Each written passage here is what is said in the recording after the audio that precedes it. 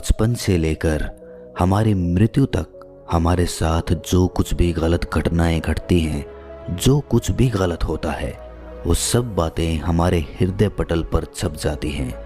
वो हमें हमेशा याद रहती हैं। हम इन्हें चाहकर भी भुला नहीं सकते। लेकिन जब भी हमारे साथ कोई और नई घटना घटती है या फिर हमारे साथ कुछ गलत होता है, तो हम अपने आप से ये ज़रूर कहते हैं कि हमारी तो किस्मत ही ख़राब थी, हमने तो पूरी कोशिश की थी, या फिर हमारा तो कोई दोष ही नहीं था।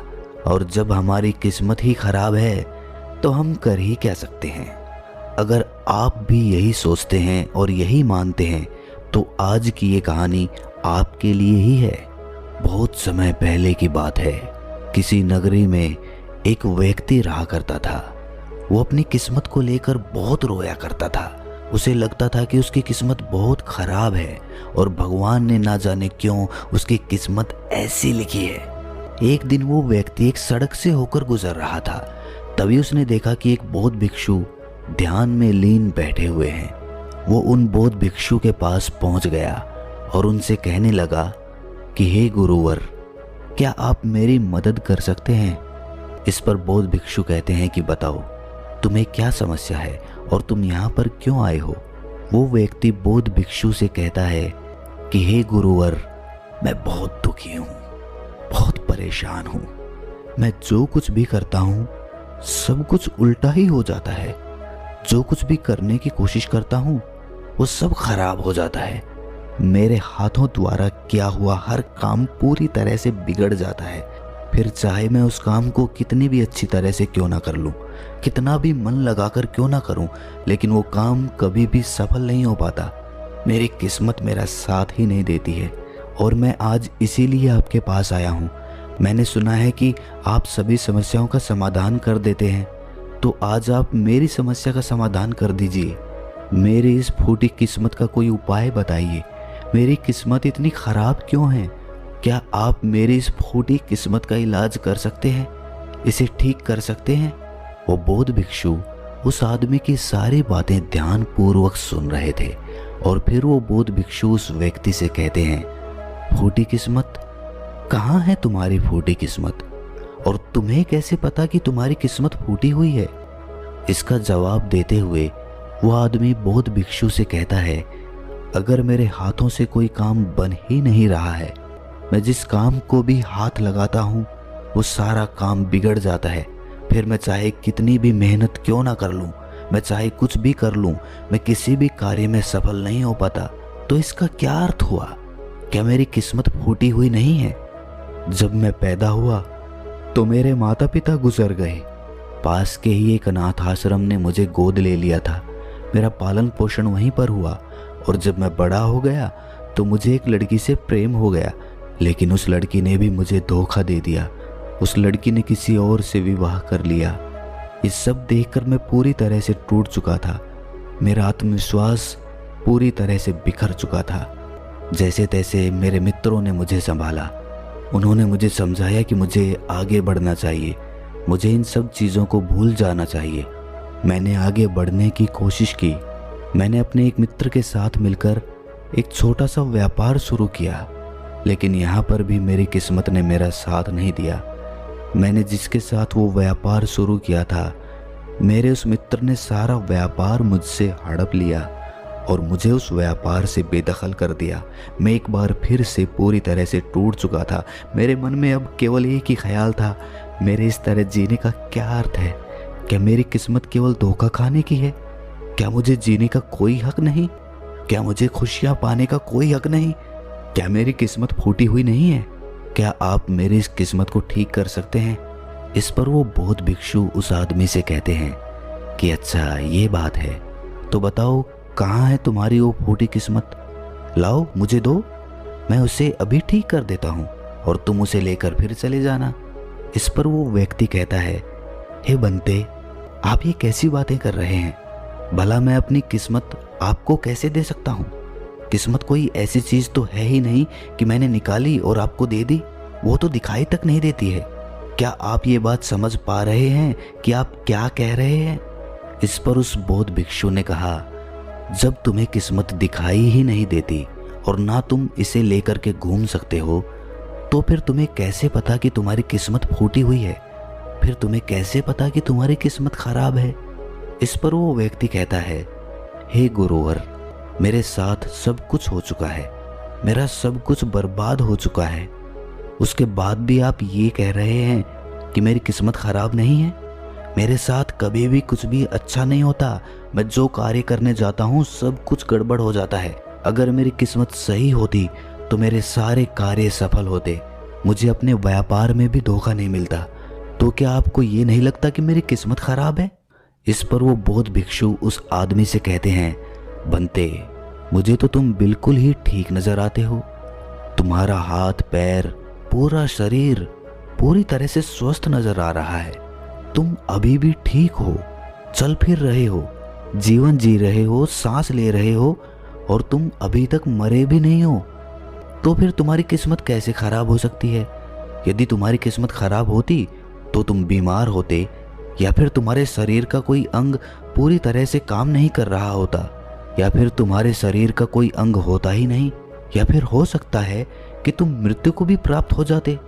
लेकिन जहां तक मैं देख पा रहा हूं ऐसा तो कुछ भी नहीं है। फिर तुम कैसे कह सकते हो कि तुम्हारी किस्मत खराब है? इस बार वो व्यक्ति झल्लाकर बौद्ध भिक्षु से कहता है, हे गुरुवर, लग रहा है आपको मेरी बात समझ में नहीं आ रही है। मैंने आज तक जो भी कार्य करे हैं, उन सभी कार्यों में जो भी पूंजी मैंने लगाई है वो सब कुछ डूब चुकी है, नष्ट हो चुकी है। और उसके बाद मैंने जो कर्जा लिया था उस कर्जे का पहाड़ मेरे ऊपर है। सारे कर्जदार मेरे घर खड़े रहते हैं कर्जा लेने के लिए और मुझे धमकियां देते रहते हैं। उन सभी ने मिलकर मेरा घर मुझसे छीन लिया क्योंकि मैं उनका पैसा उन्हें वापस नहीं लौटा सका। और इतना ही नहीं, वो लोग अभी भी मेरे पीछे पड़े हुए हैं कि मैं उनका पैसा लौटा दूं। लेकिन जिस व्यापार में मैंने वो पैसे लगाए थे वो व्यापार तो किसी और ने हड़प लिया। और जब मैं अपने उस मित्र से पैसे मांगता हूं तो वो भी मुझे पैसे देने से इनकार कर देता है। अब बताइए, मैं उनका कर्जा कैसे लौटाऊं? मैं भला कहाँ जाऊं? अब मेरे पास तो कोई घर भी नहीं बचा। तो फिर इन हालातों में मैं ये कैसे कह सकता हूँ कि मेरी किस्मत सही है? इस पर वो बौद्ध भिक्षु उस व्यक्ति से कहते हैं कि अच्छा, ये बात है, इसका मतलब कि समस्या बहुत गंभीर है। तभी वो व्यक्ति कहता है, हाँ बिल्कुल सही, अब आपने बिल्कुल सही समझा है। मैं इस समय बहुत ही दुखी हूँ। मैं अपने जीवन के बहुत बुरे दौर से गुजर रहा हूँ और मेरी हालत अब मेरे काबू में नहीं है। अब आप ही मेरा आखिरी सहारा हैं। कृपया करके मुझे कोई उपाय बताइए। पर वो बौद्ध भिक्षु उस व्यक्ति से फिर कहता है कि ये तो अच्छी बात है कि तुम जीवित हो और तुम्हारी किस्मत अच्छी है कि तुम अपने इन हालातों का सामना करने के लिए जी रहे हो और तुम अपने इस जीवन की समस्याओं का हल भी कर सकते हो। इस पर वो व्यक्ति दुखी मन से कहता है कि हे गुरुवर, लगता है अभी भी आप मेरी बात समझ नहीं पाए। इस पर वो बौद्ध भिक्षु उस व्यक्ति से कहता है कि नहीं, मैं तुम्हारी बात को अच्छी तरह से समझ चुका हूँ, लेकिन तुम मेरी बातों को नहीं समझ पा रहे हो। इतना कहकर वो बौद्ध भिक्षु उस व्यक्ति का हाथ पकड़कर एक नदी के किनारे ले जाते हैं और उस आदमी से कहते हैं कि बंते, इस नदी को ध्यान से देखो, तुम्हें क्या दिखाई दे रहा है?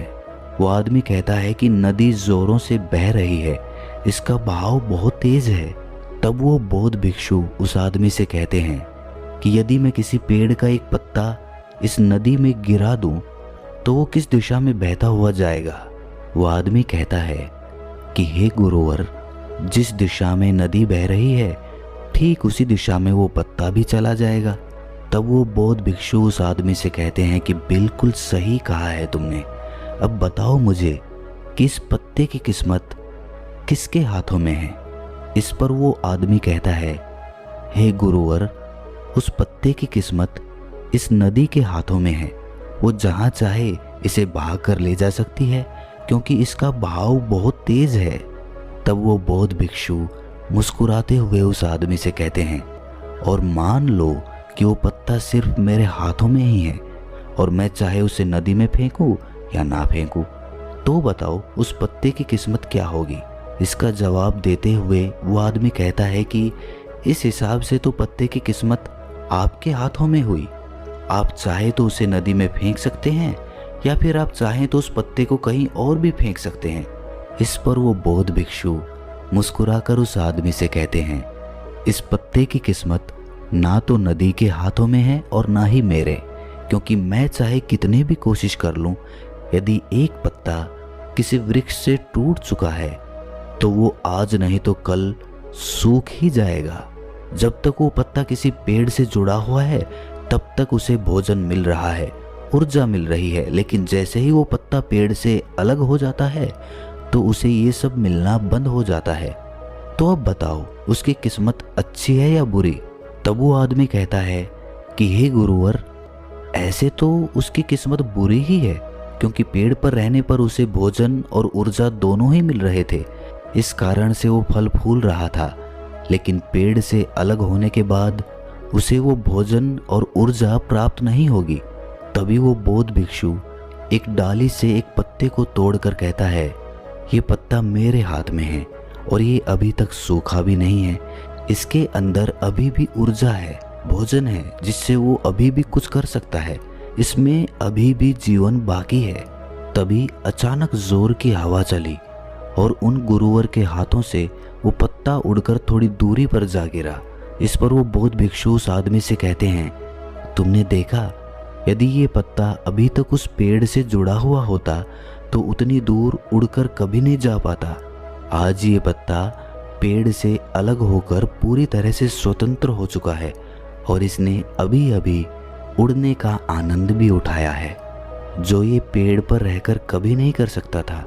इतना कहते हुए वो बौद्ध भिक्षु उस पत्ते के पास पहुंचे और उस पत्ते को उठाकर नदी में फेंक दिया और उस आदमी से कहा, इसकी किस्मत कैसी है?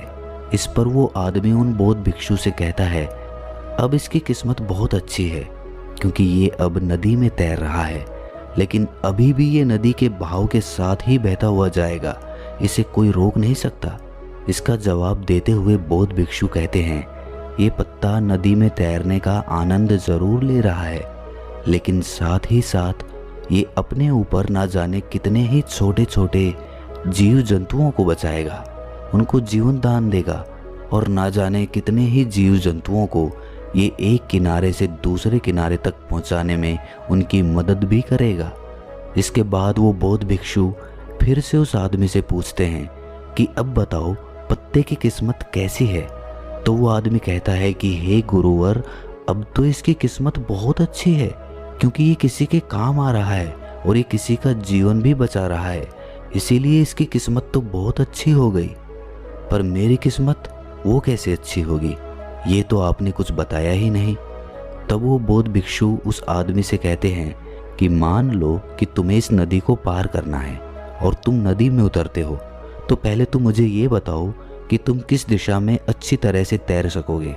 इस पर वो आदमी जवाब देते हुए कहता है कि गुरुवर, जिस दिशा में नदी बह रही है उसी दिशा में तैरना आसान होगा और मैं उस दिशा में आसानी से तैरता हुआ चला जाऊंगा।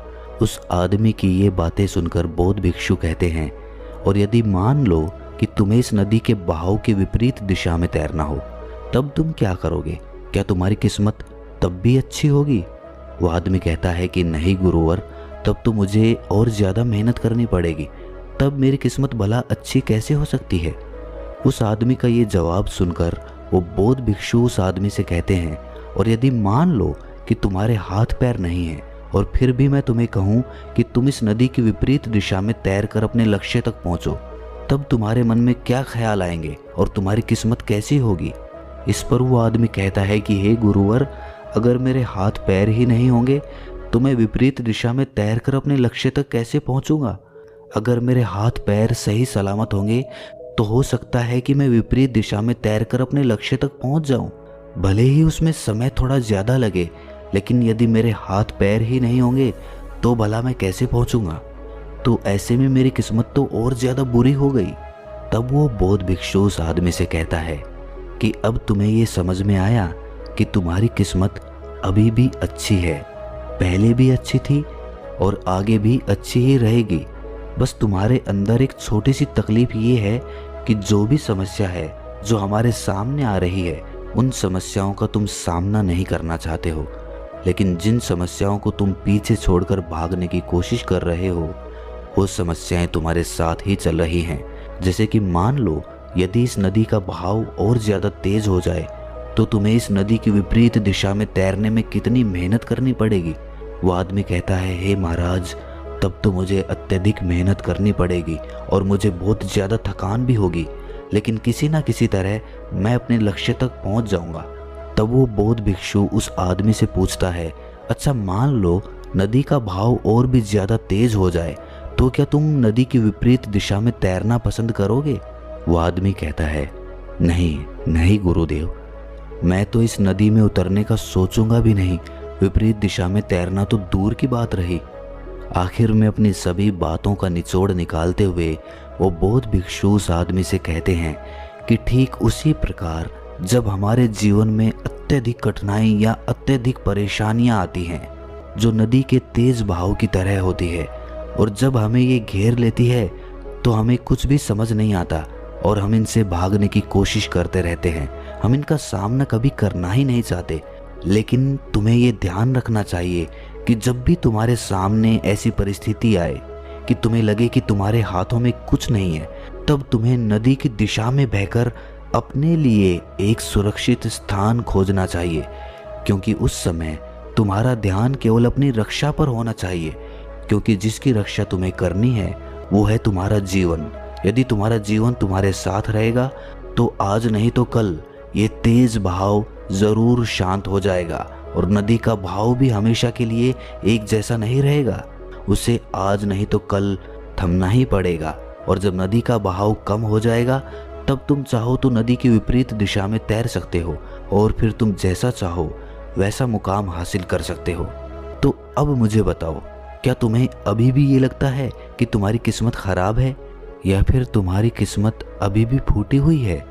ये कहकर वो बौद्ध भिक्षु जोर जोर से हंसने लगते हैं, और ये सुनकर वो आदमी भी जोर से मुस्कुरा उठा और उनसे कहता है कि हे गुरुवर, आप सही कहते हैं, मेरी किस्मत पहले भी अच्छी थी, आज भी अच्छी है और आगे भी अच्छी ही रहेगी। मैं पूरी तरह से स्वस्थ हूँ, मेरे हाथ पैर सही सलामत है, मेरा जीवन मेरे साथ है, मेरे पास है, और मैं सांसें भी ले रहा हूँ। हाँ, मेरे पास घर नहीं बचा, लेकिन फिर भी अभी मेरे पास कुछ पैसे बचे हैं, खाने के लिए भोजन है, पहनने के लिए अच्छे कपड़े हैं, जिनकी मदद से मैं एक बार फिर से अपने उन मुकामों को हासिल कर सकता हूँ। जो चला गया बुद्धिमान उसका शोक नहीं करते और आने वाले कल की चिंता कर्मयोगी नहीं करता। अगर मैं बीते हुए कल के शोक में डूब गया तो मैं कभी आगे नहीं बढ़ पाऊंगा। मुझे वो सब कुछ चाहिए जो मैं पाना चाहता हूँ, मैं उसकी तलाश में अब आगे बढ़ना चाहता हूँ, मैं वो सब प्राप्त करना चाहता हूँ और मैं वो प्राप्त करके ही रहूँगा, क्योंकि अब मैं उस पेड़ से अलग हो चुका हूँ जो मुझे बांधे हुए थी, मुझे रोके हुए थी। लेकिन अब मैं उस पेड़ से अलग हो चुका हूँ और अब मेरे पास एक ऐसा सुनहरा मौका है जिससे मैं अपने जीवन को संवार सकता हूँ, उसे निखार सकता हूँ। इतना कहकर वो आदमी उस बौद्ध भिक्षु को प्रणाम करता है और अपने मार्ग पर आगे की ओर निकल पड़ता है, और वो बौद्ध भिक्षु भी अपनी राह पर आगे चल पड़ते हैं। अगर ये कहानी आपके दिल को छू गई तो इस चैनल को सब्सक्राइब करके नोटिफिकेशन बेल को ज़रूर प्रेस कर देना। ये कोई ऑर्डर नहीं है, ये एक रिक्वेस्ट है, मान लीजिए। तो दोस्तों, मिलते हैं अगली कहानी में, तब तक के लिए अपना ख्याल रखें।